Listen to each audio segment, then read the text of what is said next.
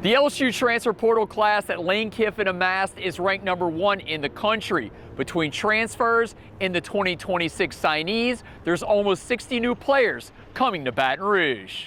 I would like to say I'd never come up and say anything about the last staff and how they do things, because it doesn't mean our way is better or worse. It's just different, and every people's different.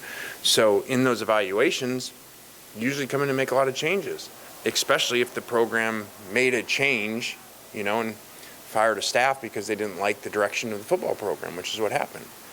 So I know at first there was a lot of skepticism about so many players going in the portal. We are good coaches, I think, but we also, don't have magic dust too, so we changed a lot because there needed to be changes. Two of the jewels of the portal class are quarterback Sam Leavitt and left tackle Jordan Seaton. They both visited the campus, but Kiffin also had to get on a plane for both players to continue his recruiting pitch. I'm extremely competitive, and I don't really do well with no.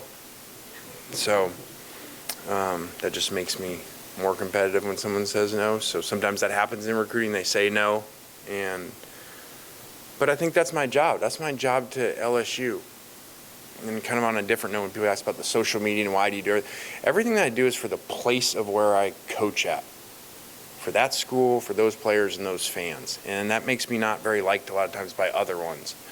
And so it's the same in that. Like my job, I'm hired here, is to go sign the best players, regardless of whether that means I got to go get on another plane or find a plane and show up somewhere and walk through Knoxville Airport, to find the guy.